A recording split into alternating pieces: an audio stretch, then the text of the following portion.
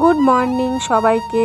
নমস্কার, আমি ঝুমা। তোমরা দেখছো ক্রিয়েশন অফ ঝুমা চ্যানেলে তোমাদের সবাইকে স্বাগত জানিয়ে আমি আজকে ছোট্ট একটা ব্লগ তোমাদের সাথে শেয়ার করতে চলেছি।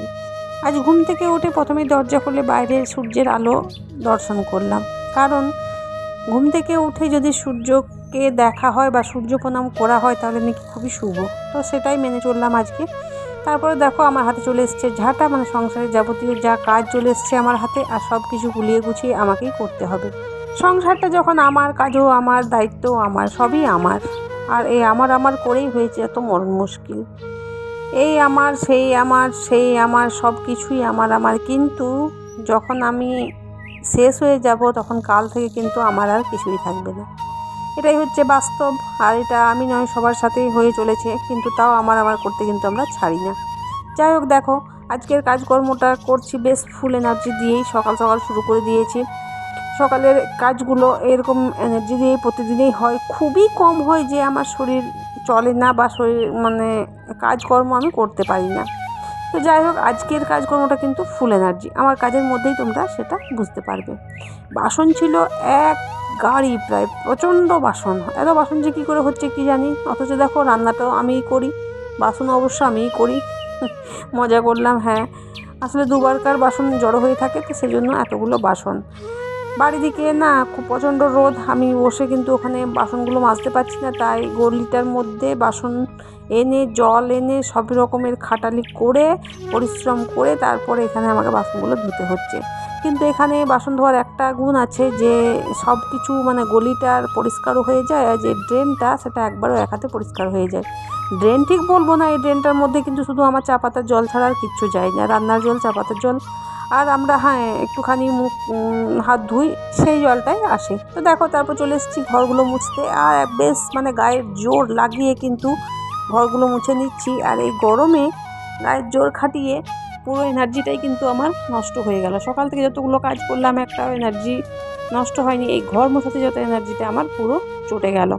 যাই হোক, মুছতেই তো হবে। আর এত পরিমাণে নোংরা হয় যে কি বলবো। আচ্ছা, ঘর বাড়ি থাকলেই নোংরা হবে, আর সেখানে যদি মানুষজনের বাস থাকে তাহলে তো নোংরা হবে।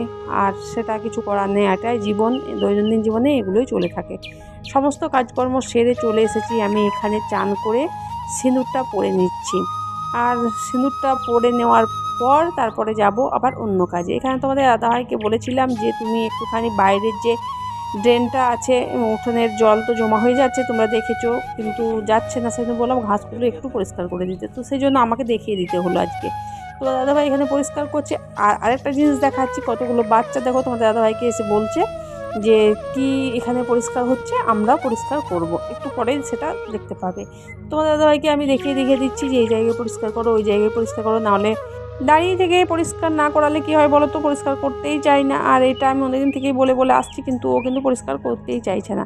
তো আজকে ভাবলাম যে না, বেশ দাঁড়িয়ে থেকে ওকে পরিষ্কার করিয়ে নিই। আজ তো সেই রকমভাবেই দেখো বাচ্চাগুলো চলে এসেছে যে আমিও কাজ করব। ওদেরকে বন্ধ করা হচ্ছে, ওরাও কথা শুনছে না একদম, কিন্তু তাও হাতে হাত দিয়ে কিন্তু কাজ করে যাচ্ছে। তারপর তোমার দাদাভাই বাজার গিয়েছিল, তার আগে তো সেখান থেকে নিয়ে এসেছে, কাল থেকে ছেলের পরীক্ষা, সেজন্য নিয়ে এসছে কলা। ও সকালবেলায় তো কিচ্ছুই খেয়ে যায়নি, এখানে নিয়ে এসছে আম, আর আছে ওর টিফিনের জন্য একটুখানি মিষ্টি। তো ও তো সকালবেলায় কিচ্ছু খেয়ে যায় না, শুধু টিফিন নিয়ে যায়, আর টিফিনে যা দিচ্ছি সব নষ্ট হয়ে যাচ্ছে, কিছু খাওয়াই হচ্ছে না। আর বাইরের খাবার কি খাবে এত গরমে? তো সেই জন্যই তোমাদের দাদাভাইকে বললাম একটুখানি ফল এনে দাও। ফলের মধ্যে ও কিচ্ছু খায় না, কলাটাই যদি খাই তো খাবে, আর আমটাও কেটে দেবো তো সেটাও খাবে। আর এখানে নিয়ে এসছে মিষ্টি, তো ওর মতো মিষ্টি নিয়ে এসছে, ওকে দিয়ে দেবো টিফিনে। আবার এগুলোও করাও পছন্দ করে না, কিন্তু কি করব বলো, কিছু তো খেতে হবে। আর সকাল 7টায় বেরোবে, সে বাড়ি ফিরবে সন্ধ্যে 7টায়। আর এদিকে দেখো একদম কিন্তু ফোন চলছে, আর আমি খাবার বেড়ে নিয়েছি, ছেলেকে দিয়ে দিয়েছি খেতে এখানে। আর তোমাদের দাদাভাই ওই যে চান করতে গেছে, ও আসবে, তারপরে ও আর আমি খেয়ে নেব।